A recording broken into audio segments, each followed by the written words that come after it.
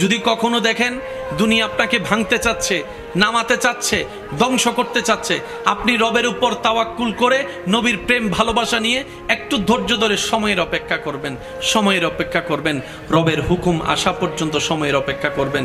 মনে রাখবেন, ভাঙ্গা জিনিসগুলাকে আল্লাহ এমনভাবে সুন্দর করে নতুন করে সাজাবে, আপনাকে এমন সুন্দর জীবন দান করবে, যারা আপনাকে নামাতে চেয়েছিল তারা আপনি পর্যন্ত আর পৌঁছাতে পারবে না। সুবহানাল্লাহ।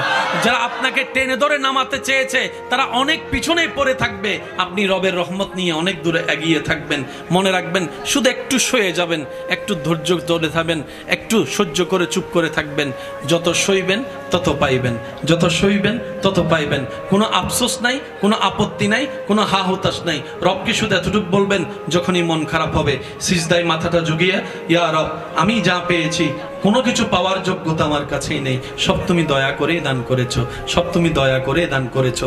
একটা জিনিস পাওয়ার যোগ্যতা আমার নাই, এই চোখ পাওয়ার মতো যোগ্যতা আমার কাছে নেই, এই কান শোনার মতো কান আমার কাছে নেই। আল্লাহ, কোনো কিছুরই পাওয়ার যোগ্যতা নাই, তুমি দয়া করে দেখার জন্য দুইটা চোখ দিয়েছো, তোমার দরবারে শুকরিয়া। সুবহানাল্লাহ। তুমি শোনার জন্য দুইটা কান দিয়েছো রব, তোমার দরবারে শুকরিয়া। কিভাবে শুকরিয়া আদায় করবো রব? আমার কাছে ভাষা নাই। হাজার গুনাহ করেছি, তুমি রিজিক বন্ধ করে দাও নাই। ফজরের নামাজ পড়ি নাই, ঘুম থেকে উঠার আগে তুমি তো আমার জন্য নাস্তার ব্যবস্থা করে দিয়েছো। সুবহানাল্লাহ।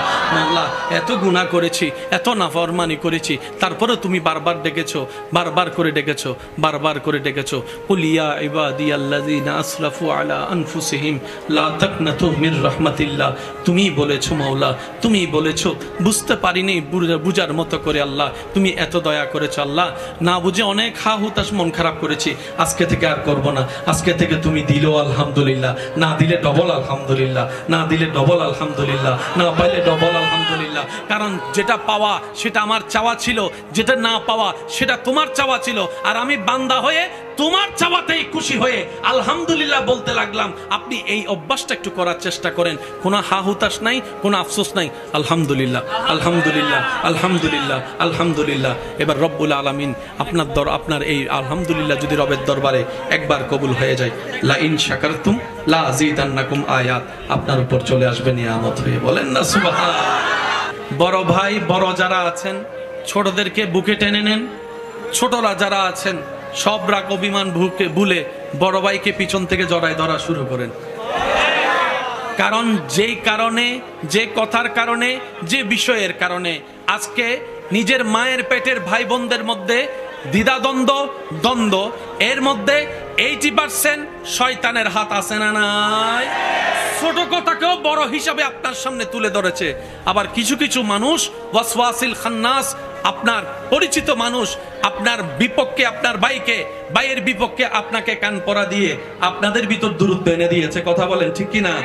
মনে রাখবেন, রাতের 3টা বাজে যদি আপনার কোনো শরীর খারাপ হয়, বাহিরের কেউ আসার আগে আপনার ভাই আসাই তো বেশি দরকার, আপনার বোন অগ্রসর হওয়া তো বেশি দরকার। কারণ রক্তের বাঁধন তো একটা শব্দ আছে। তা আমি অনুরোধ করব, যা হয়েছে হয়ে গিয়েছে, বাদ দেন না। নবী রাহমাতুল্লিল আলামিন বলে, যে ক্ষমা করে আল্লাহর সন্তুষ্টির জন্য আল্লাহর অন্য বান্দাকে আল্লাহ তাআলা খুশি হয়ে ওই বান্দাকেই ক্ষমা করে দেয়, যে নিজের রাগকে কন্ট্রোল করে, নিজের ভাইকে, বন্ধুকে ক্ষমা করেছে আল্লাহকে খুশি করার জন্য।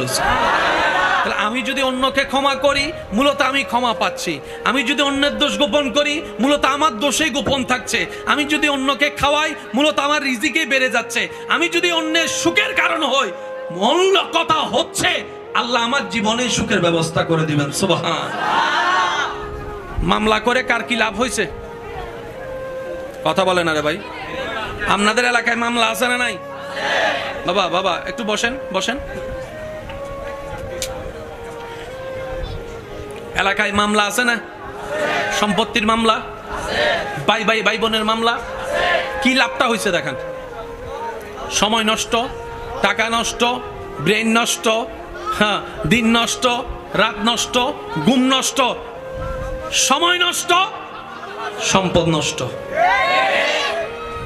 অথচ আপনি যদি আল্লাহর দিকে তাকায়, যা ভাই 1 ইঞ্চি জায়গা তো যা দিলাম, 1 হাত জায়গা যা দিলাম, তুই আমার ছোট ভাই দিলাম।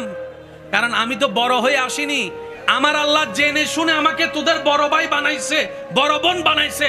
তার মানে আল্লাহ আমাকে বড় হওয়ার যোগ্যতা দিয়েই বড় বানিয়ে পাঠিয়েছে। বড়দের কাজ হচ্ছে বট গাছ।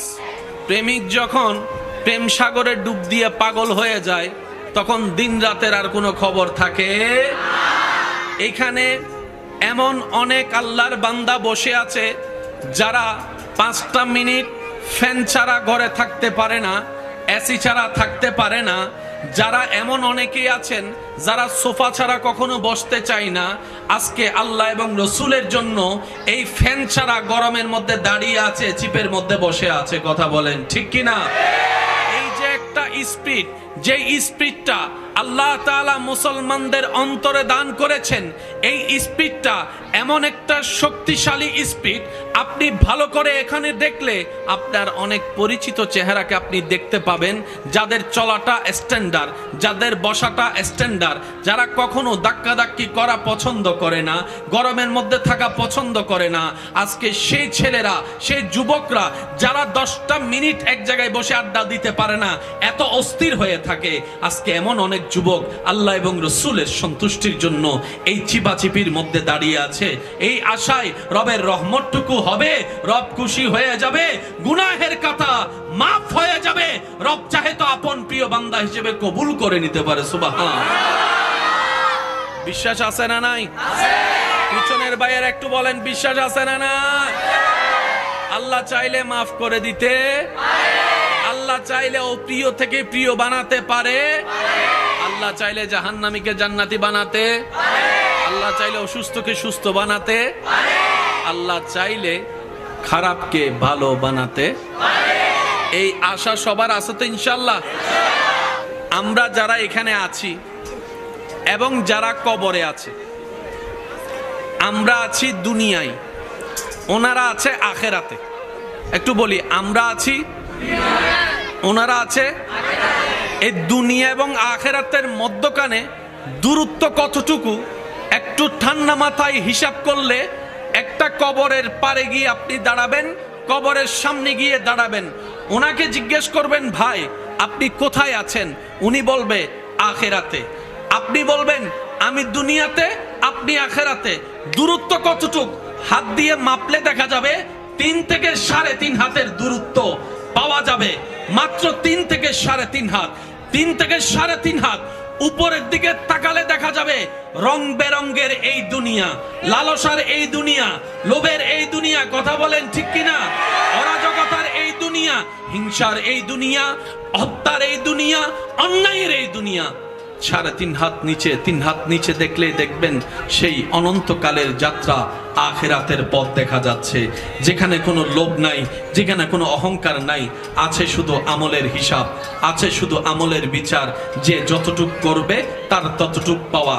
তাহলে আপনার আমার সেই চিরচেনা, সেই চিরন্তর সত্য পথের দিকে যে অগ্রসর হতে হবে, সেই পরকাল আপনার আমার থেকে কোনো দূরে নয়। দুনিয়াতে আসার পরে আজান দেওয়া হয়েছিল, আজানটার কোনো নামাজ ছিল না। আজ জানাজার সময় সেই নামাজ, আর আজান এবং নামাজের মাঝখানের জীবনটাই হচ্ছে আমাদের জিন্দেগি, আমাদের সময়। দেখতে দেখতে কত সময় পার হয়ে গিয়েছে। শ্রদ্ধার সাথে বলছি, একটু মনের কান দিয়ে শুনবেন আপনারা। আমরা যখন ছোট ছিলাম তখন বারবার মনে আশা জাগতো, কখন জানি হাই স্কুল উঠব, কখন জানি এসএসসি পাশ করব, কখন জানি কলেজের গণ্ডিতে গিয়ে একটু ইন্টারে ভর্তি হয়ে যাব, কারণ সেখানে গেলে পড়ার চাপ কমে যাবে। ইন্টারে উঠলে একটু বন্ধু বান্ধব নিয়ে মোজ মস্তি করার একটু সুযোগ হবে। ছোটবেলার থেকে সবার মনের একটা চাওয়া, কখন জানি বড় হব, কখন জানি বড় হব।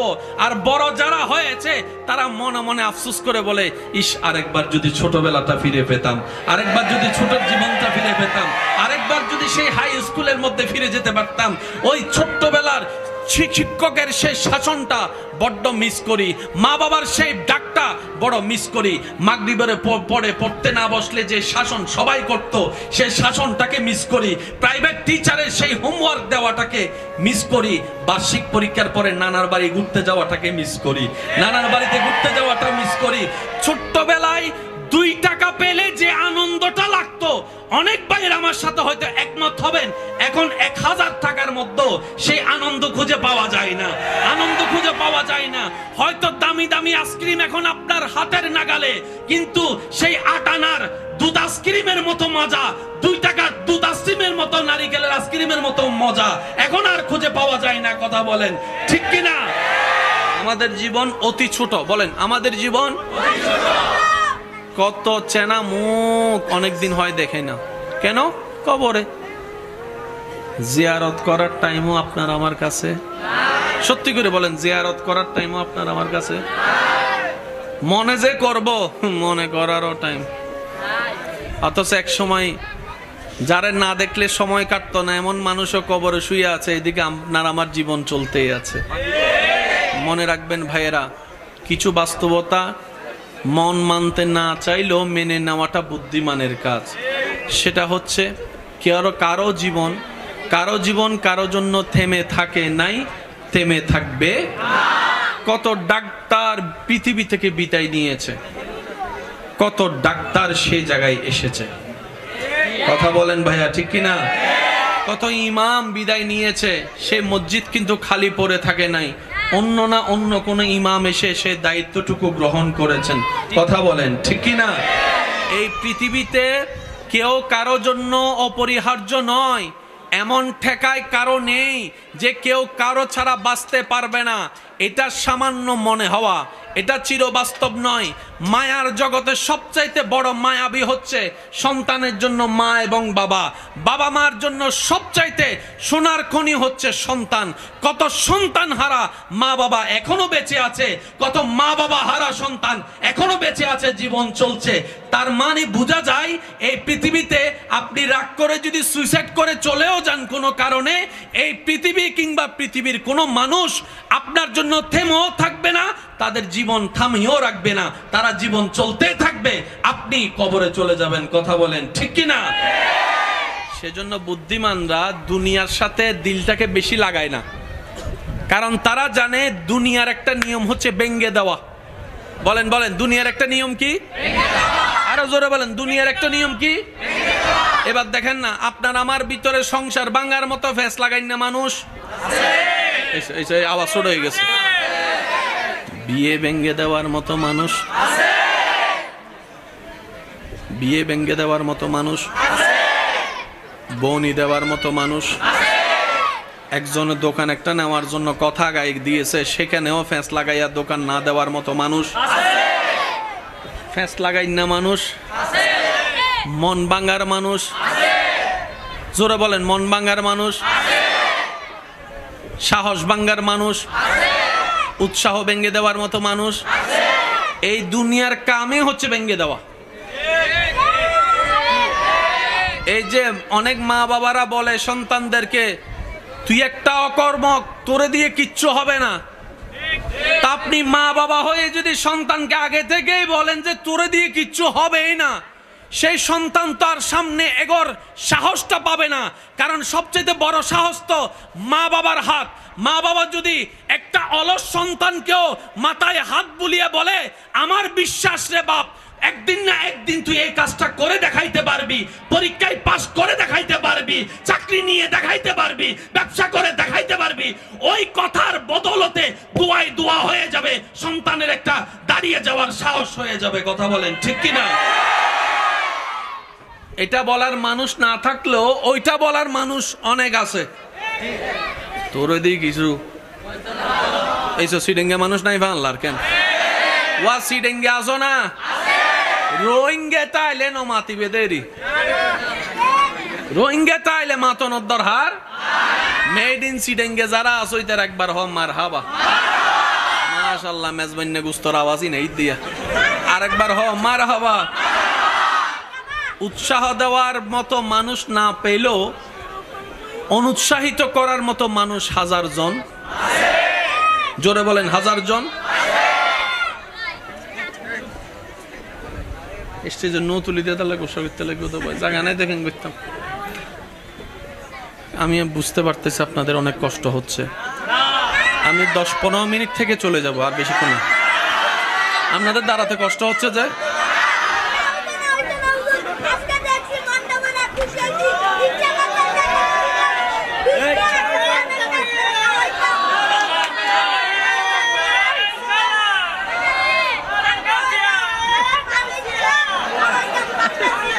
ঠিক আছে, আমি খাবো। একবার বলেন মারহাবা। পৃথিবীর কাজ কি? আশা করি এই কথা মাথায় এবং মনে বসানোর চেষ্টা করব, বলি সবাই ইনশাআল্লাহ। পৃথিবীর কাজ হচ্ছে, সবাই মিলে বললে খুশি হব, পৃথিবীর কাজ হচ্ছে ভেঙে দেওয়া। পৃথিবীর কাজ হচ্ছে আত্মীয় স্বজনের কাজ হচ্ছে, বন্ধুর সুযোগ পেলে কাজ হচ্ছে, রবের কাজ হচ্ছে ভাঙ্গাকে জোড়া লাগাই দেওয়া। সুবহানাল্লাহ জোরে বলি। আপনার ভাঙ্গা মনের দাম যদি কারো কাছে নাও থাকে, এমনকি আপনার প্রিয় মানুষের কাছেও যদি আপনার চোখের কখনো মূল্য না থাকে মনে হয়, তখনও চোখ বন্ধ করে এতটুক বিশ্বাস করে নেবেন আপনার ভাঙ্গা মনের দাম আপনার রবের কাছে আছে, আপনার চোখের পানির দাম আপনার রবের কাছে আছে। সুবহানাল্লাহ। যাদের জন্য মায়া করে চোখের পানি ফেলছেন হাজারো বার, সে হয়তো এমন হতে পারে মাথায়ও হাত বুলাই দিবে না, চোখের পানিও মুছে দিবে না, কিন্তু সেই চোখের পানি যদি রবের প্রেম নিয়ে, আল্লাহর নবীর প্রেম নিয়ে, রবের প্রেম নিয়ে যদি রবের জন্য উৎসর্গ করতে পারেন, রব্বুল আলামিন সেই পানিকে জান্নাতি সবুজ বাটিতে সংরক্ষণ করে রাখবে, সংরক্ষণ করে রাখবে। সুবহানাল্লাহ। মনে রাখবেন আমার ভাইয়েরা, মানতে না চাইলেও মেনে নেওয়াটাই বুদ্ধিমানের কাজ, যেহেতু একদিন কুল্লু নাফসিন যায়িকাতুল মউতের মাধ্যমে সেই ঘরে চলে যেতে হবে যেখানে আপন পর বলতে কোনো শব্দ থাকবে না, যেখানে আপনরাই চোখ ঘুরাই নিবে, মুখ ঘুরাই নিবে, পরিচয় দিতে চাইবে না। সেই কবরে আপনার নবী, আমার নবী, আমাদের নবী, নবীকে, নবী উম্মতকে গ্রহণ করে নেবেন, রব বান্দাকে গ্রহণ করে নেবেন। তাই তো বারবার বলার চেষ্টা করি, এই পৃথিবীতে উম্মতের জন্য নবীর ভালোবাসা ছাড়া, বান্দার জন্য রবের ভালোবাসা ছাড়া আর কোন সত্যিকার ভালোবাসা হতে পারে না। কথা বলেন ঠিক কিনা? আল্লাহু আকবার।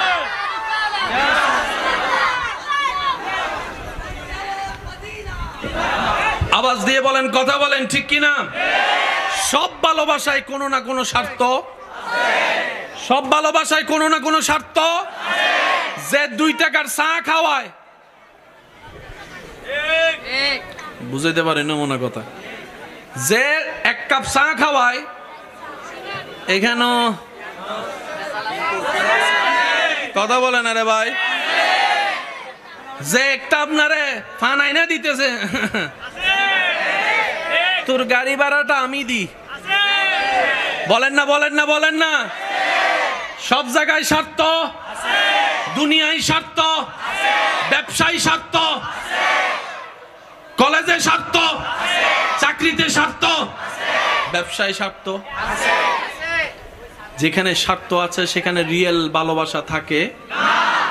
নিঃস্বার্থ ভালোবাসা কে বাসে আপনাকে? মনে রাখবেন, আপনার রব আপনাকে বান্দা হিসেবে ভালোবাসে, আপনার নবী আপনাকে উম্মত হিসেবে ভালোবাসে। সবাই মিলে একবার বলেন না সুবহানাল্লাহ। মনে রাখবেন কথাটা, দুনিয়ার কাজ হচ্ছে কি করে দেওয়া, আর আল্লাহ তাআলা হচ্ছেন, আল্লাহ তাআলার কাজ হচ্ছেন বাঙ্গাকে জোড়া লাগাই দেওয়া। এবার একটু ঠান্ডা মাথায় প্লিজ ভাইয়া। খাবারের জন্য মাটির দরকার আছে না নাই? ক্ষেত হওয়ার জন্য বৃষ্টির দরকার আছে না নাই? বৃষ্টির জন্য মেঘের দরকার আছে না নাই? এখনো মেঘ আছে কিন্তু বৃষ্টি, কোন মেঘে বৃষ্টি হয় সেই মেঘ আলাদা, এমনে মেঘ আলাদা। এবার যখন মেঘ বৃষ্টি হওয়ার আগে ঠান্ডার আওয়াজ শোনা যায় কি যায় না? একটু জোরে বলেন না, যায় কি যায় না? কালো মেঘ দেখা যায় কি যায় না? আপনারা জানেন বৃষ্টি ছাড়া ফসল হয় না, ফসলের জন্য বৃষ্টির দরকার। বৃষ্টি হওয়ার আগে আকাশ মেঘলা হয়, বৃষ্টি হওয়ার আগে আকাশ কালো হয়ে যায়, বৃষ্টি হওয়ার আগে আওয়াজ করতে থাকে আকাশ, বৃষ্টি হওয়ার আগে বিদ্যুৎ চমকাতে থাকে। মনে রাখবেন, সব কালো কালো হয় না, সব অন্ধকার অন্ধকার হয় না। রব্বুল আলামিন যখন দয়া করে তখন সেই কালো মেঘ থেকেও বৃষ্টি দিয়ে মরা গাছকে জিন্দা করে দেয়, মরা গাছকে জিন্দা করে দেয়। সুবহানাল্লাহ জোরে বলি না। বৃষ্টি ছাড়া দান হয় না, বৃষ্টি ছাড়া ফসল হয় না, বৃষ্টি ছাড়া গাছ হয় না, বৃষ্টি ছাড়া ফল হয় না। তাহলে যা দরকার তার জন্য বৃষ্টির দরকার, আর সেই বৃষ্টিটাকে আল্লাহ মেঘকে ফেটে তারপরে বৃষ্টি নাজিল করেন।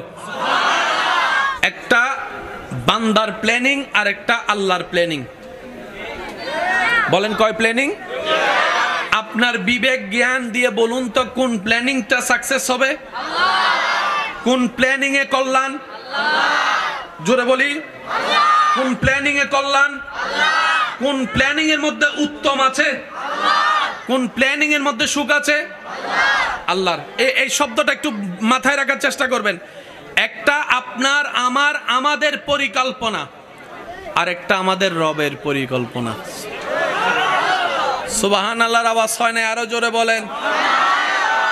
একটা আমাদের চিন্তা, আর একটা রবের চিন্তা। একটা আমাদের সিদ্ধান্ত, আর একটা রবের সিদ্ধান্ত। একটা আমাদের ডিজাইন, আর একটা রবের করা ডিজাইন। সুবহানাল্লাহ। কল্যাণ কোনটাতে? রব যেটাতে। উত্তম কোনটা? রব যেটা পছন্দ করেছেন। ভালো কোনটা হবে? রব যেটা পছন্দ করেছেন। সেজন্য আজকে একটা কথা মাথায় এবং মনে বসাই ফেলুন।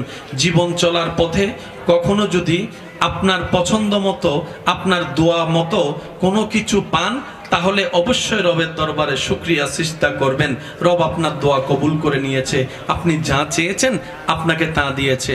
আর যদি কখনো দেখেন রব্বুল আলামিনের দরবারে বারবার চাওয়ার পরও রব আপনাকে সেই জিনিসটাই দিচ্ছেন না যেটা আপনি চাচ্ছেন, যে স্বপ্ন আপনি পূরণ হওয়া আশা করছেন সেটা রব কোনোভাবেই দিচ্ছে না, তাহলে বুঝবেন আপনার এটা আপনার জন্য কল্যাণকর হবে না বলেই রব সেটা আপনাকে দিয়ে ক্ষতির মধ্যে ফেলতে যাচ্ছে না। কথা বলেন ঠিক কিনা? আর একটু জোরে বলেন ঠিক কিনা? যদি রবের দরবারে দোয়া কবুল হয়ে যায়, শুকরিয়া হাজার বার। যদি রবের দরবারে দোয়া কবুল না হয়, মন ছোট করবেন না। আপনি আপনার মনকে বলবেন আমার রবের প্ল্যানিং সবচাইতে উত্তম প্ল্যানিং, আর রবের প্ল্যানিং নিয়ে প্রশ্ন করার অধিকার আমার নাই, আপনার নাই, আমাদের কারো নাই। কারণ আমার রব যখন যেটা করেন সেটা বান্দার ভালোর জন্যই করেন। বলেন না সুবহানাল্লাহ। মূসা নবীর আমলে মিস্টার ফেরাউন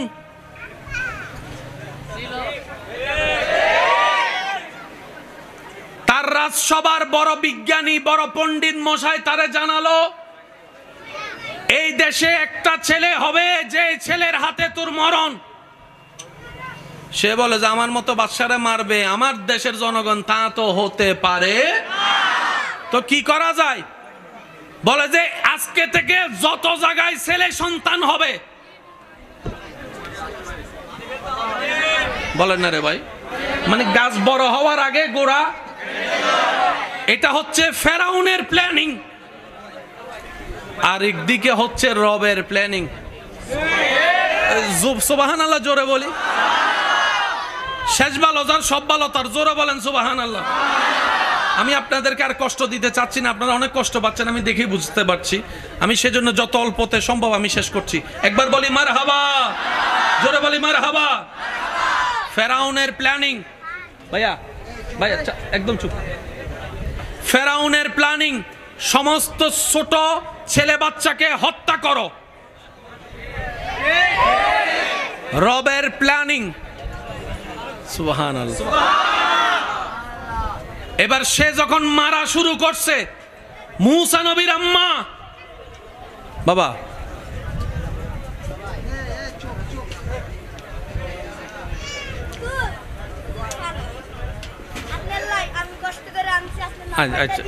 আমার নাম্বারটা হচ্ছে, ঠিক আছে একবার বলি মারহাবা।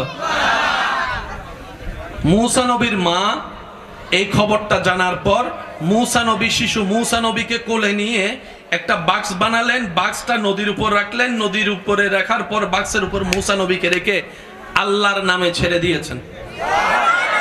আর একটু জোরে। ফেরাউন খুঁজতেছে যাকে, সেখানে ফেরাউন যারে খুঁজতেছে চিনে তো না, কিন্তু খুঁজতেছে যারে ভবিষ্যতে চিনবে, কিন্তু সে এখন নদীর পানির উপরে। আল্লাহর নামে মূসা নবীর মা ছেড়ে দিলেন।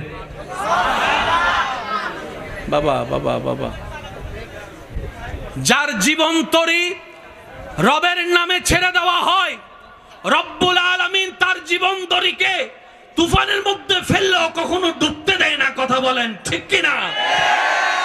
মূসা নবীর মা বলে আল্লাহ নিয়ামত আমি পাই নাই, তুমি দয়া করে দান করেছো। সুবহানাল্লাহ। আল্লাহ জালিম বাদশা বাচ্চাদেরকে মেরে ফেলতে চাচ্ছে, আমি মা হয়ে আমার চোখের সামনে আমার কচ্চি বাচ্চাকে মেরে ফেলবে, আমি মা হয়ে সহ্য করতে পারবো না। আল্লাহ, আমার বিশ্বাস আছে তুমি যদি বাঁচাই রাখতে চাও, মৃত্যু সামলে আসলো তার মরণ হবে না, তার মরণ হবে না, তার মরণ হবে না। তুমি যদি কাউকে জীবিত রাখতে চাও, বিশাল আকারের ট্রাক যদি তার মাথার উপর দিয়েও চলে যায়, তার কিচ্ছু হবে না। এরকম হাজার অ্যাক্সিডেন্টের ঘটনা জানার মধ্যে আছে, কথা বলেন ঠিক কিনা? যার বেঁচে যাওয়ার কথা, যার বেঁচে যাওয়ার ঘটনা, যার বেঁচে যাওয়ার দৃশ্যের প্রেক্ষাপট মানুষকে বারবার ভাবায়, কিভাবে বেঁচে গেলি, কিভাবে বেঁচে গেলি, কিভাবে বেঁচে গেলি। তখন বলে রাখে আল্লাহ, মারে কে, রাখে আল্লাহ, মারে কে। মুসা নবীর আম্মা মুসা নবীকে রবের নামে যখন ছেড়ে দিলেন, রব বলে যে ফেরেশতা, আমার মুসাকে নদীতে বাসায় দেওয়া হয়েছে, তো নদীটা তো আমি আল্লাহর, জোয়ার বাটা তো আমি রবের হুকুম, পানির গতিপথ তো আমি রবের নির্দেশে চলে। এবার রব্বুল আলামিন পানিকে নির্দেশ করলেন, হে পানি, এই বাক্সটাকে ফেরাউনের ঘরের সামনে নিয়ে যা। এত বিশাল নদীর মধ্যে ডাইন বাম না গিয়ে সেই মুসা নবীর বাক্সটা সেখানে গিয়ে দাঁড়ালো, যেখানে ফেরাউনের স্ত্রী নামলেন গোসল করতে কিংবা ঘাটের মধ্যে আসলেন। বাচ্চাটাকে দেখে অবাক হয়ে গেল, কে না কে ছেড়ে দিল, এত সুন্দর চেহারাওয়ালা, এত ফুটফুটে চেহারাওয়ালা, চোখগুলা অতুলনীয়, নাকটা অতুলনীয়, পুরা চেহারা দেখলেই মায়াটা বেড়ে যায়। সচরাচর বাচ্চার চেহারা দেখলে দুশ্মনের মনও গলে যায়, কথাই বলে। আর এটা তো একজন নবীর চেহারা, এটা তো একটা রাসূলের চেহারা। সেই বাচ্চাটাকে নিয়ে তার ঘরের ভিতরেই ঢুকে গেল। আল্লাহর হুকুমে বাচ্চাকে নিয়ে তার ঘরেই ঢুকে গেল, যে উনাকে মারার জন্য খুঁজতেছে। কার প্ল্যানিং? জোরে বলেন, কার প্ল্যানিং? এবার বাচ্চা যখন ঘরে নিছে, ঘরে নেওয়ার পরে যা হওয়ার হলো। এবার বাচ্চার তো দুধের দরকার আছে, বলেন না? একটা হচ্ছে নিজের মার থেকে খাওয়া, আর একটা হচ্ছে দুধ মা। যেমন আমি অদমের দুধ মা আছে, আলহামদুলিল্লাহ বলি। আল্লাহ আমার মাদের হায়াতে বরকত দান করুক। অনেকের দুধ মা এখানের ভিতরে আছে না, দুধ মা আছে না? এখন ছোট বাচ্চা যখন কান্নাকাটি শুরু করছে, ফরমান হলো যাদের বুকে দুধ আছে, অর্থাৎ সন্তান জন্ম দেনেওয়ালা এমন মা যারা আছো, আসো এই বাচ্চাকে দুধ খাওয়াও। এবার মারা দুধ খাওয়াতে নিলেন, মুসা নবী মুখ ঘুরাই ফেলে। মুসা নবী দুধ মুখে নেয় না, মুখ ঘুরাই ফেলে। একবার দুইবার করার পরে এবার পুরা এলাকা থেকে যত দুধ মা আছে সবাইকে ডাকলেন, লাইন ধরে দাঁড়ালো, কে বাচ্চার দুধ খায়, বাচ্চা কার দুধ খায় দেখার জন্য। সে লাইনের ভিতরে মুসা নবীর মাও চলে আসছেন, মুসা নবীর মাও চলে আসছেন। এবার সব মেয়েরা লাইন ধরে দাঁড়ায়, দুধ খাওয়ানোর চেষ্টা করে। মুসা নবী মুখ ঘুরাই ফেলে, মুসা নবী মুখ ঘুরাই ফেলে, মুসা নবী মুখ ঘুরাই ফেলে। একজন কোলে নেওয়ার পরে স্তন মুখে দেওয়ার সাথে সাথে মুসা নবী দুধ খাওয়া শুরু করে, দুধ খাওয়া শুরু করে। মিস্টার ফেরাউন বলে, এই বাচ্চা যেহেতু এতগুলা মহিলার ভিতরে, মার ভিতরে ওনার দুধ খাওয়াই শুরু করছে, ঠিক আছে, আজকে থেকে আর তোমার বাহিরে থাকার দরকার নেই, রাজমহলে তুমি থাকবা, রাজমহলে তুমি থাকবা, রাজমহলে তুমি থাকবা। মুসা নবীর মা আল্লাহর নামে মুসা নবীকে ছেড়ে দিলেন। আল্লাহ ওনার ধৈর্য, ওনার তাওয়াক্কুলের কারণে ওনার সন্তানকে আবার সেই জায়গায় ফেরত দিয়েছেন যেখানে ওই মহা দুশমন ফেরাউন বসবাস করে। সুবহানাল্লাহ, আল্লাহু আকবার, জিন্দাবাদ। উচ্চ আওয়াজ একবার বলেন না সুবহানাল্লাহ। মুসা নবীর মা ছেড়ে দিলেন কার নামে? ভাই জোরে বলেন, কার নামে? আল্লাহ পাক বলে যে, ও মুসার মা, তুমি আমার নামে ছেড়ে দিলা, ঠিক আছে, আমার ক্ষমতাও কম নাকি? আমি তোমাকে তোমার সন্তানের কাছে আবার ফেরত এনে দিব, এমন ভাবে এনে দিব আমি রব্বুল আলামিন পরিকল্পনা করে পৃথিবীর কেউ টের পাবে। এবার মুসা নবী কার কোলে? জোরে বলি, কার কোলে? মা কোন ঘরে? ফেরাউন এখন চতুর্দিকে বাচ্চা খুঁজে, মার মার মার। একটু বুঝে বুঝে বলেন না, সব কথা মুখে বললে হয় না তো, ইশারায়। ফেরাউনে তাকে যে মারবে সে বাচ্চাকে খোঁজার জন্য সব জায়গায় খুঁজে, মার মার মার। আল্লাহ উনাকে ফেরাউনের ঘরের ভিতরে। আর আপনারা তো জানেন কিছু হারাইলে বাহিরে খুঁজে বেশি, নিজের পকেটে মানুষ।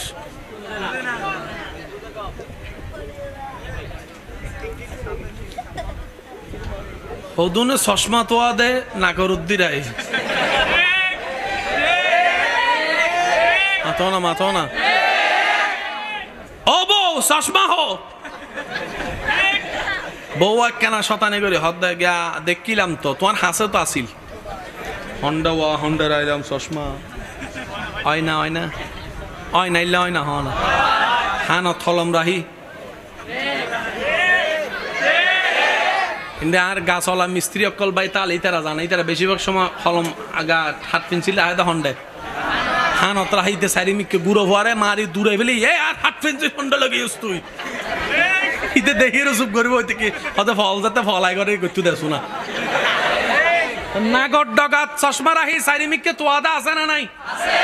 তো বউ হদ্দে আয়নার ভিতর আছে, কির ভিতরে জামাই এবারে মায়ের গরম গি জামাই মায়ের গরম গি আনলো মাস্কারি করতে লাগতো না আয়না ভিতর হতো সমসামাতা হতো বা ও মাই ডার্লিং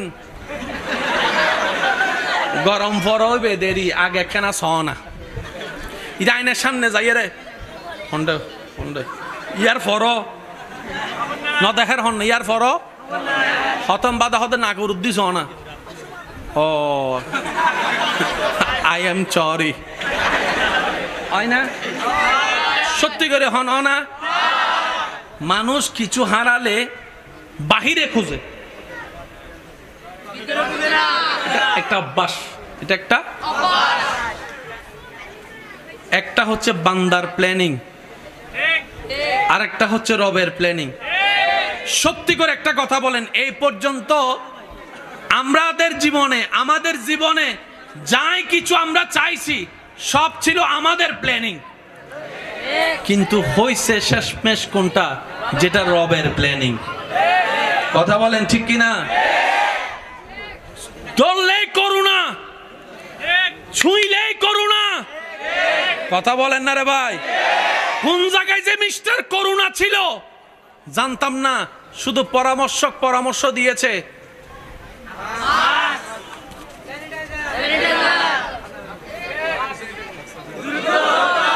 দূরত্ব বজায় রাখো।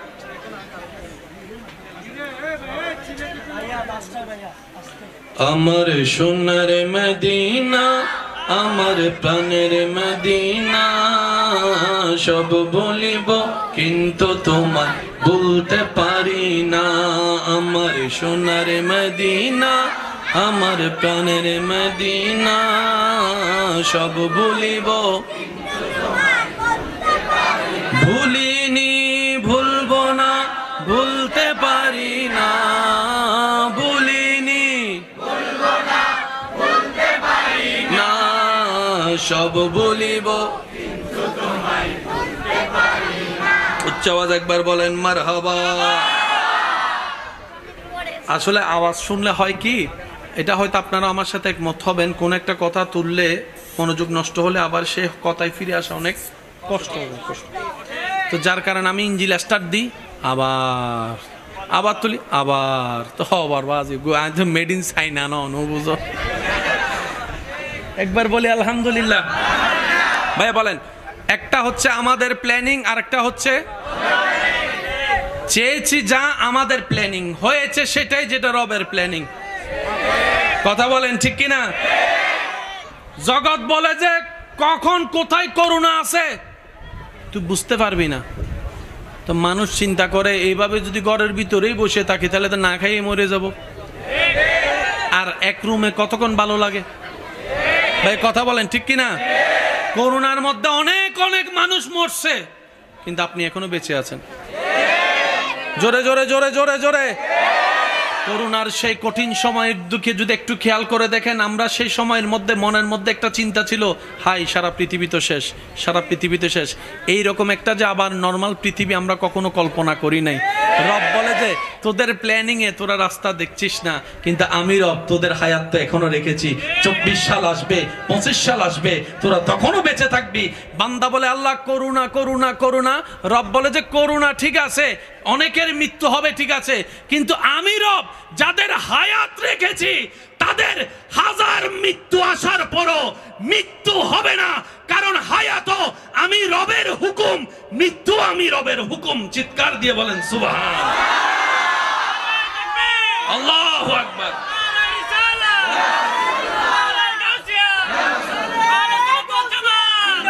উচ্চ আওয়াজ একবার বলেন মারহাবা। বান্দার প্ল্যানিং ফেরাউনেরটা শুনছি, রবের প্ল্যানিং শুনছি। এবার আল্লাহ মূসা নবীকে বড় করাচ্ছে কার ঘরে? ফেরাউনের ঘরে। সুবহানাল্লাহ, একটু জোরে বলি না? সেজন্য মনে রাখবেন, আমার যুবক ভাই বোনদের উদ্দেশ্যে বলা, জীবনে কোনো চাওয়া রাখবেন না, কোনো স্বপ্ন রাখবেন না, কোনো ইচ্ছা রাখবেন না যেটা আপনার ভেঙে যাওয়ার কারণে, অপূর্ণতা হওয়ার কারণে আপনার সামনের পথ চলা থেমে যাবে, এমন কোনো চাওয়া রাখবেন না। চাওয়া যদি রাখতে হয় একটা চাওয়া রাখেন, আমি আমার রবকে খুশি রাখতে চাই, আমি আমার রবকে খুশি করতে চাই, আমি সারা দিনটা আমার প্রত্যেকটা কাজটাই আমার রবকে খুশি করতে চাই। আমার হাঁটাটা যেন রবকে খুশি করার জন্য হয়, আমার বলাটা যেন রবকে খুশি করার জন্য হয়। সুবহানাল্লাহ। আমার দেখাটা যেন আমার রবকে খুশি করার জন্য হয়, আমার ইবাদত যেন আমার রবকে খুশি করার জন্য হয়, আমার জীবনের প্রত্যেকটা কাজ যেন আমার রবকে খুশি করার জন্য হয়। তাহলে রব্বুল আলামিনও বলবে, যেই বান্দা দুনিয়াতে আমি রবকে খুশি করে এসেছে, কবরে হাসরে আমি আল্লাহ তাকে কষ্টও দিব না, বেইজ্জতও করব না। আলা ইন্না আউলিয়া আল্লাহে লা খাউফুন আলাইহিম ওয়ালা হুম ইয়াহজানুন। আয়াতের দয়া ছায়া হয়তো আপনার আমার নসিবও হয়ে যেতে পারে। সুবহানাল্লাহ। বিশ্বাস আছে না নাই? আছে। আরো জোরে বলেন, বিশ্বাস আছে না নাই? জীবন যদি বুঝতে চান অতীতের দিকে তাকান, জীবন যদি সুন্দর দেখতে চান ভবিষ্যতের দিকে তাকান, রবের উপর তাওয়াক্কুল নিয়ে দেখবেন, তাওয়াক্কুল যার রবের প্রতি যত বেশি, যত মজবুত, তার কঠিন পথ তত সহজ হয়ে যায়, অন্ধকার পথে তত আলো জ্বলতে থাকে। ওয়ামাই ইয়াত্তাকিল্লাহ ইয়াজআল লাহু মাখরাজান ওয়া ইয়ারযুকুহু মিন হাইসু লা ইয়াহতাসিব। এটাই রব্বুল আলামিনের ফরমান। চিৎকার দিয়ে বলেন সুবহানাল্লাহ। আমাদের এই পৃথিবী অশান্তির মূলে কারণ কি গরু ছাগল না আমরা? একটু জোরে বলেন। আচ্ছা ভাই, একটা সত্যি করে বলেন তো, এ যত যাই কিছু করি আমরা পৃথিবী অশান্তি, পরিবার অশান্তির জন্য, যে যাই করি না কেন, নিঃশ্বাস চলে বলেই তো করি। এই নিঃশ্বাসটা যদি বন্ধ হয়ে যায় আর কি করার কোনো সুযোগ আছে? সবাই একটু বলি, আর কি সুযোগ আছে? আমি একটা কথা বলছি, সময় পেলে এই কথাটা একটু মাথায় নিয়ে মনে করে ভাবার চেষ্টা করবেন। আমার কথার সাথে আপনার দ্বিমত থাকতে পারে, হয়তো আমি যেটা যেভাবে বুঝাতে চাচ্ছি সেটা আপনার সাথে না মিলতেও পারে, তবে ভাই হিসাবে, আপনার ছোট ভাই হিসাবে অনুরোধ রেখে বলছি, কথাটা একটু ভাবার চেষ্টা করবেন। ডাক্তার যদি কখনো কোনো কারণে যদি কাউকে বলে কিংবা আপনাকে বলে যে আপনি আমাদের ডাক্তারের রিপোর্ট অনুযায়ী বাঁচবেন আর মাত্র 3 দিন, অনেক সময় ডাক্তারে বলে না এরকম, যদিও হায়াত মওতের মালিক কে? আল্লাহ। ডাক্তারের জ্ঞান দিয়ে মনে করেন বললো আর কি, আপনাকে বললো, আমাকে বললো, আমাদেরকে বললো যে আপনি আর বাঁচবেন 3 দিন। কয়দিন? আগামী 3 দিনের পর আপনি আর পৃথিবীর আলো দেখবেন না, আমাদের ডাক্তারি চোখে সেটাই বলে। আচ্ছা সত্যি করে বলেন তো, এই 3টা দিন আপনি ঝগড়া করবেন? আমি সবার একটু মনোযোগ দিচ্ছি। এই 3টা দিন আপনি কিভাবে কাটাবেন বলে আপনার মনে হয়? আপনি এই 3টা দিন যা যা করবেন না আজীবন সেগুলা করা থেকে বিরত থাকেন। এই 3টা দিন আপনি যা যা সর্বোচ্চ চেষ্টা দিয়ে করার চেষ্টা করবেন সেগুলাকে বন্ধুত্ব করার চেষ্টা করেন। এই 3টা দিন আপনি কি ঝগড়া করবেন কারোর সাথে? আচ্ছা এই 3টা দিন কি আপনি জায়গা দখল করতে যাবেন? এই 3টা দিন কি আপনি সুদের ইনকাম কিভাবে বাড়ানো যায় সেই হিসাবটা করবেন? এই 3টা দিন আপনি কি বউয়ের গায়ে যৌতুকের জন্য হাত তুলবেন? এই 3টা দিন আপনি কি ভাই বোনকে সম্পত্তির জন্য বেওয়াফাই করে বেঈমানি করে দূরে ঠেলে দিবেন? এই 3টা দিন কি আপনি মারামারি করতে যাবেন? একটু আওয়াজ দিয়ে বলেন, যাবেন? এই 3টা দিন আপনি কি কোনো অশ্লীল কাজ করতে যাবেন? এই 3টা দিন আপনার মন কি চাইবে? একটু নামাজটা পড়ি, একটু কোরআন তেলাওয়াতটা করি, একটু কোরআন তেলাওয়াতটা শুনি, একটু মার চেহারাটা একটু দেখি।